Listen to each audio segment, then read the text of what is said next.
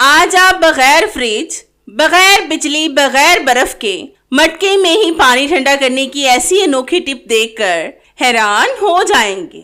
ऐसा जबरदस्त और अनोखा इस्तेमाल आप पहली बार देखोगे। बस 1 रुपए की चीज डालें और मटके का पानी फ्रिज से भी ज्यादा ठंडा कर लें। आज के बाद आप खुद ही फ्रिज को बाय बाय कर देंगे। बस आपने इस वीडियो को एंड तक स्किप किए बगैर फुल वॉच करना है ताकि आपसे कोई अहम बात या अहम पॉइंट मिस ना हो जाए जो आपके लिए जानना जरूरी हो।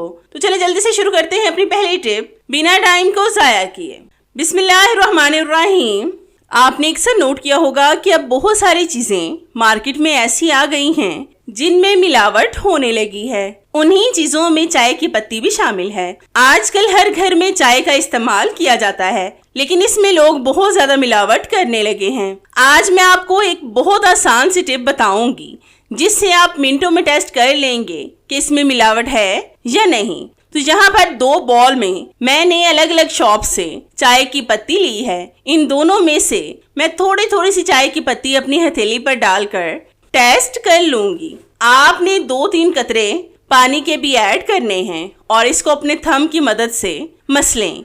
अगर तो चाय की पत्ती से ज्यादा कलर ना आए तो समझ लें कि चाय की पत्ती असल है, और अगर ज्यादा कलर आ जाए तो समझ लें कि इसमें मिलावट की गई है। एक चाय की पत्ती से तो कलर ज्यादा नहीं आया।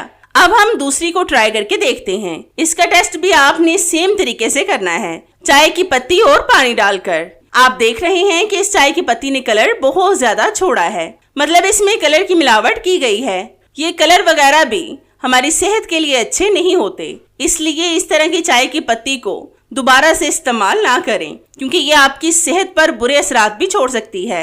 अगर आप कोई सी भी चीज मार्केट से लाते हैं तो उसका टेस्ट लाजमी कर लिया करें, क्योंकि मिलावट वाली चीजें हमें बहुत सी बीमारियों में मुब्तला कर सकती हैं। तो है ना कितना जबरदस्त आइडिया चाय की पत्ती का टेस्ट करने का। आप भी इसको लाजमी ट्राई करके देखिएगा। आपने अक्सर नोट किया होगा कि जब हम नए कपड़े लाते हैं तो उनके कफ या नेक के बटन जल्दी बंद नहीं होते, क्योंकि नए काज वगैरह होते हैं जिससे बटन बहुत मुश्किलों से इसके अंदर जाता है। आज मैं आपको बहुत आसान सी टिप बताऊंगी जिससे सिर्फ 2 मिनट में बच्चे भी खुद से ही बटन बंद कर सकेंगे। तो इसके लिए आपने लेनी है सेफ्टी पिन। इसको आपने बटन के अंदर डालना है और एक तरफ से पकड़कर इसको काज के अंदर डाल लें। इस तरह से बहुत आसानी से सारे बटन बंद हो जाएंगे। तो आप देख सकते हैं कि सिर्फ 2 सेकंड में मैंने बटन को लगा लिया है। इस तरह से बहुत आसानी से सारे बटन बंद हो जाएंगे। अक्सर बच्चे खुद बटन नहीं लगाते। अगर आप इस तरीके से उनको भी सिखाएंगे तो वो भी खुद से ही बटन लगा लेंगे, वो भी बगैर मेहनत के। अक्सर अगर सुबह के वक्त हमें देर हो जाए और बच्चों ने स्कूल जाना हो तो इस तरीके से वो खुद से ही यूनिफॉर्म पहनकर उनके बटन लगा सकते हैं। तो आप देख सकते हैं कि मैंने कितनी आसानी से बटन लगा लिए हैं। इसी तरह से आप बहुत आराम से और बगैर मेहनत के इनको लगा सकते हैं। तो है ना कितना जबरदस्त आइडिया कपड़ों के बटन लगाने का। आपको मेरा ये आइडिया कैसा लगा मुझे कमेंट्स में लाजमी बताएं। आपने अक्सर नोट किया होगा कि बहुत से लोग गर्मियों में लाजमी ट्रैवल करते हैं, क्योंकि गर्मियों में बच्चों की स्कूल की छुट्टियां हो जाती हैं। जब हम ट्रैवल करते हैं तो सामान वगैरह और कपड़े बहुत ज्यादा हो जाते हैं। आज मैं आपको पैंट को तय करने का इतना आसान तरीका बताऊंगी जिससे इसकी तय बहुत ज्यादा छोटी होगी और ये कम स्पेस में एडजस्ट भी हो जाएगी। तो इसके लिए सबसे पहले आपने एक टांग वाले हिस्से को पैंट के एक तरफ कर देना है और दूसरे हिस्से को ऊपर की तरफ फोल्ड कर दें, और फिर इसी तरह से छोटी छोटी सी तय लगाकर दूसरी साइड वाली पैंट के अंदर इसको डाल दें। बोलने से ज्यादा अगर आप देखने पर फोकस करेंगे तो आपको ज्यादा अच्छे से समझ आएगी। बस आप ध्यान से देखते जाएं कि मैं किस तरह से कर रही हूँ, ताकि जब आप इसको फोल्ड करने लगें तो आपको कोई भी परेशानी ना हो। तो आप देख सकते हैं कि मैंने कितनी ज्यादा छोटी सी पैंट की तय लगाई है और ये कितनी खूबसूरत लग रही है। अगर आप इसको नीचे भी फेंकेंगे तो भी इसकी तय खराब नहीं होगी। अब इस तरह से आप बहुत सारी पैंट्स को तय लगाकर बैग वगैरह में रख सकते हैं। तो है ना कितना जबरदस्त आइडिया पैंट को तय करने का। आपको मेरा ये आइडिया कैसा लगा मुझे कमेंट्स में लाजमी बताएं।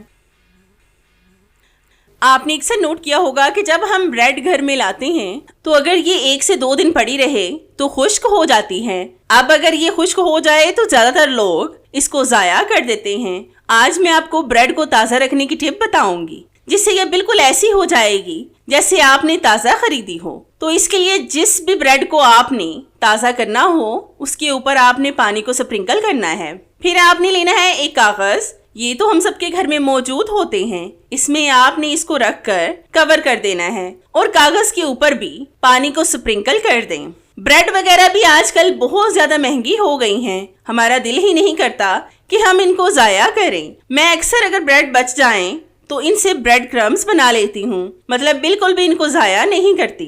अब आपने इस ब्रेड को फ्रिज में रखना है सिर्फ 15 मिनट के लिए। आप देखना कि आपकी ब्रेड फिर से बिल्कुल फ्रेश हो जाएगी, वो भी गर्म करने के बगैर। तो है ना कितना जबरदस्त आइडिया ब्रेड को ताज़ा बनाने का। आपको मेरा ये आइडिया कैसा लगा मुझे कमेंट्स में लाजमी बताएं। आपने अक्सर नोट किया होगा कि अक्सर किचन में काम करते हुए हमारे कपड़ों पर ऑयल का दाग लग जाता है, जिसको साफ करना हमें बहुत मुश्किल लगता है। आज मैं आपको ऐसी आसान सी टिप बताऊंगी जिससे आप बगैर सर्फ सोडा, बगैर पानी के मिनटों में ऑयल को कपड़ों से साफ कर सकेंगे। तो इसके लिए सबसे पहले आपने ऑयल वाले दाग के नीचे टिश्यू पेपर को फोल्ड करके रखना है ताकि दाग किसी और जगह पर न लग जाए। फिर आपने दाग के ऊपर डालना है टेल्कम पाउडर। ये आप किसी भी ब्रांड का ले सकते हैं जो आपके घर में मौजूद हो। मोटी मोटी सी तय आपने टेल्कम पाउडर की डालनी है और फिर इस पाउडर के ऊपर टिश्यू पेपर या किसी भी और कपड़े को रखें। फिर आपने आयरन को अच्छी तरह से गर्म करके इस वाले हिस्से पर इसको प्रेस करना है।